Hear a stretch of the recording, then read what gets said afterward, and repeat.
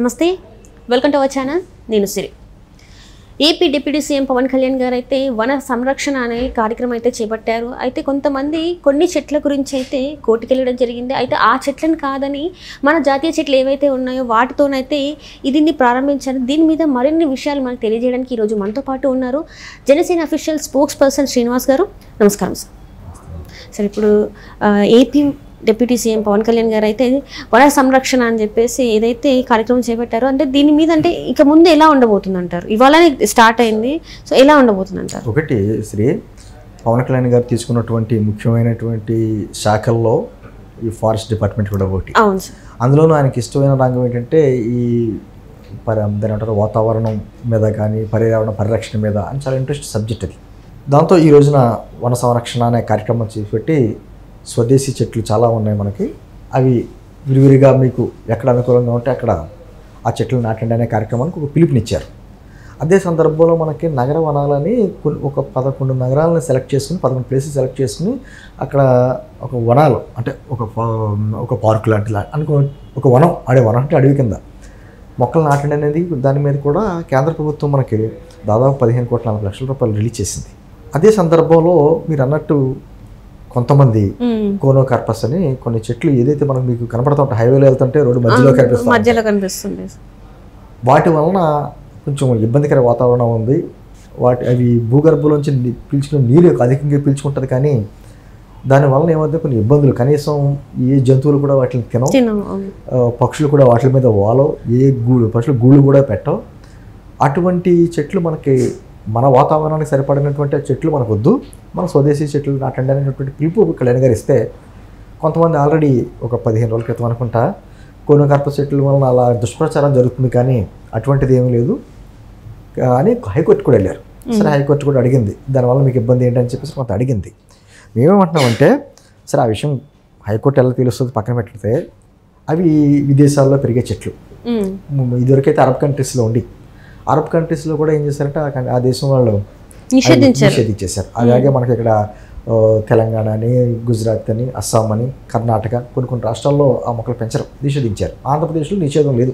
అయితే ఆయన చెప్పడం ఏంటంటే పవన్ కళ్యాణ్ గారు ఇవన్నీ కాకుండా మన ఆంధ్రప్రదేశ్లో ఇప్పుడు ఉన్నటువంటి వాతావరణ పరిస్థితులు 29% పచ్చదనం ఉంది. దాన్ని విరివిరిగా మనం ఎక్కడ చోట మనం పచ్చని చెట్లు అన్నీ నాటుకుంటూ వెళ్తే అది ఒక 50% పెంచుకుంటూ వెళ్ళాలి అని భవిష్యత్ తరాలకి మనం ఇచ్చేటువంటిది. ఇప్పుడు ఏదన్నా సరే భవిష్యత్ తరాలకు మన పిల్లలకి మనం ఎన్ని కోట్లు డబ్బులు ఇచ్చినా సరే చక్కటి వాతావరణం ఇవ్వకపోతే అనవసరం. వాళ్ళు సరైనటువంటి తాగడానికి నీళ్ళు లేకుండా స్వచ్ఛమైన గాలి లేకపోతే ఇంక ఎన్ని కోట్లు ఇచ్చినా మాత్రం ఉపయోగం ఏంటి? అందుకని మన వాతావరణం మనం కాపాడుకుంటూ వెళ్ళాలి. ఒక పక్కనేమో విపరీతమైన ఎండలు అంటారు, లేకపోతే విపరీతమైన వర్షాలు, అంటే వాతావరణం మొత్తం సమతుల్యత దెబ్బతింది. చెట్లు ఎక్కడెక్కడ విపరీతంగా కొట్టేయడం మొదలుపెట్టారు, సముద్ర కోతలకు గురవుతున్నాయి, ఎన్నో జరుగుతున్నాయి మనకి, అంటే మన అడవులు లేక. ఇవన్నీ కూడా మనకు అనుకూలంగా ఉన్నటువంటి మన స్వదేశీ అంటే మన ప్రాంతంలో పెరిగడానికి అనుకూలంగా ఉన్నటువంటి వృక్షాలన్నింటినీ పెంచండి. ఈరోజు మొక్కేస్తారు, ఈ పొద్దున అదే చెట్టు అవుతుంది కదా. ఇప్పుడు మనిషి జీవితకాలం ఉంది సరే, నిండు 100 ఏళ్ళు అంటారు, 100 ఏళ్ళు ఎవడో బతకడు, 67 సంవత్సరాలు సగటు జీవితకాలం. అంటే కరోనా వచ్చిన తర్వాత అయితే ఇప్పుడు అది కూడా లేదు సార్. అంటే మనిషి జీవితకాలం సగటు జీవితకాలం 67 సంవత్సరాలు తేల్చారు. అదే ఉసిరి చెట్టు ఉందనుకోండి 70 సంవత్సరాలు బతుకుతుంది. అదే నేరేడు అలాంటి కొన్ని చెట్లు ఉన్నాయి, అవి అయితే 100 సంవత్సరాలు బతుకుతాయి. వేప చెట్టు ఉందంటే 200 సంవత్సరాలు బతుకుతుంది. 200 సంవత్సరాలు. రావి చెట్టు ఉంటుంది 2500 సంవత్సరాలు జీవితకాలం. రావి చెట్టు మనం పూజ చేస్తారు, రావి చెట్టు కూడా. అంటే ఈరోజు మొక్కే కదా అనుకుంటాం మనం, అది పెరిగి ఎంతమందికి నీడనిస్తుందో, ఎంత చక్కటి వాతావరణం ఇస్తుందో, దానివల్ల స్వచ్ఛమైన గాలి ఎలా వస్తుందో, మంచి ఆక్సిజన్ పీల్చవచ్చు. అది లేకే కదా ఈరోజు నువ్వు ఎన్ని విపరీతమైనటువంటి వడగాల్పులు రకరకాలైనటువంటి ఇబ్బందులు పడుతున్నాం. అందుకని చెప్పేసి మనం ఈ రోజున ఒక కార్యక్రమం కింద చేపడితే భవిష్యత్ తరాలకి మంచి వాతావరణం ఇచ్చిన వాళ్ళం అవుతామనే ఉద్దేశంతో ఆయన ఈ వన సంరక్షణ కార్యక్రమాన్ని మొదలుపెట్టారు. అదే సందర్భంలో 2వ తారీఖున మా అధ్యక్షులు పవన్ కళ్యాణ్ గారి పుట్టినరోజు వస్తుంది. సహజంగా మా జన సైనికులు వీర మహిళ ఆ రోజు కేక్ కటింగ్లో ఈ కార్యక్రమాలు చేస్తారు.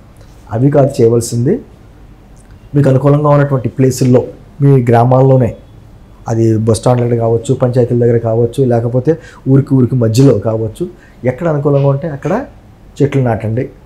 మీకు కావాల్సినటువంటి మొక్కలు కావాలంటే ఫారెస్ట్ డిపార్ట్మెంట్కి కూడా మేము సప్లై చేస్తాం, మీరు నాటండి అనే కార్యక్రమం పెట్టారు. అది కూడా ఒక పెద్ద కార్యక్రమం కింద మేము మొదలుపెట్టాం.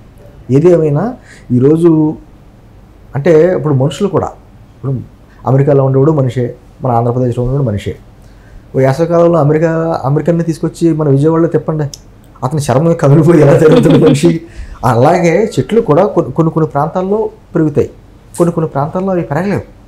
అందుకని మన వాతావరణానికి తగ్గట్టుగా ఉండేటువంటి వృక్షజాతిని మనం పెంచుకోవడం వలన ఉపయోగం తప్ప ఎక్కడో విదేశాలను తీసుకొచ్చి మన వాతావరణానికి సరిపడిన తీసుకొచ్చి వాటి వలన దుష్ఫలితాలు ఎక్కువ ఉంటాయి తప్ప మంచి లేదు. ఈరోజు మరి కొంతమంది కోర్టుకు వెళ్ళారంటే మరి మన మొక్కలు నాటండి అని చెప్పేసి మనం పోరాడాలి, కానీ ఎవరో ఎక్కడి నుంచో విదేశీ మొక్కకి దాన్ని కాపాడండి పోరాడడం ఏంటో నాకైతే అర్థం కాదు. అంటే విదేశీ మొక్కలను మీరు అంటున్నారు కానీ సార్, చాలా వరకు అంటే నాకు తెలిసినంత వరకు విదేశాల్లో కూడా దీన్ని నిషేధించారు. ఎందుకంటే దీని నుంచి ఆక్సిజన్ కాకుండా కొంత విషవాయువు వస్తుంది బయటికి అని చెప్పేసి కూడా. అంటే సహజంగా మనకంటే కూడా పక్షులకు తెలుస్తాయి, జంతువులకు తెలుస్తాయి. జంతువులు తినవు, పక్షులు గుడికట్టవు, అవి అక్కడ పక్షులు కనీసం వాటి మీద. అంటే అది పక్షులే నిషేధించినట్టుగా ఒక విధంగా చెప్పాలంటే, జంతువులే నిషేధించింది. మనుషులకు మనకెందుకు? మనకి లేకపోతే, మనకు వేరే ఆల్టర్నేటివ్ ఏ చెట్లు కానీ మొక్కలు కానీ ఏమీ ఆల్టర్నేటివ్ లేకపోతే పోనీ ఏదో దిగుమతి చేసుకుందాం పెట్టుకుందాం అని అనుకోవచ్చు.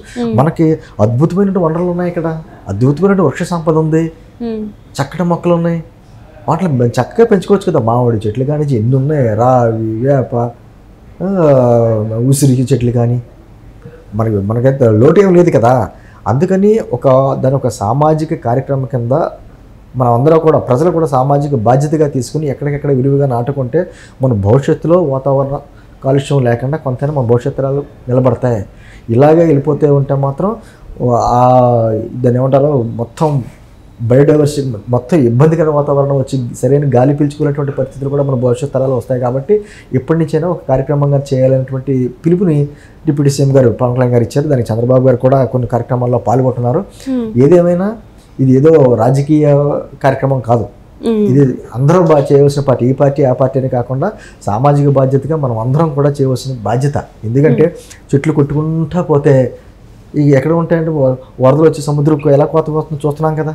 మన వార్తలు వస్తూ ఉంటాయి, ఇది కిలోమీటర్ ముందుకు వచ్చిన సముద్రం అని, లేకపోతే కిలోమీటర్ వెనక్కి వెళ్ళిన సముద్రం అని, రకరకాల వాతావరణాలు. అయితే విపరీతమైన వేడి, లేకపోతే విపరీతమైన వర్షాలు. అది చేతులోరా మనం చేసుకున్నదే. ప్రకృతి ఎప్పుడు మనకి అన్యాయం చేయదు.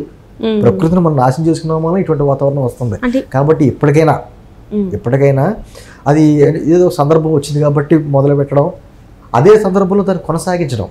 ఇది మొక్కేసేసాం కదా అని వదిలేసిస్తే కుదరదు. దాన్ని బాధ్యత కూడా తీసుకోవాలి.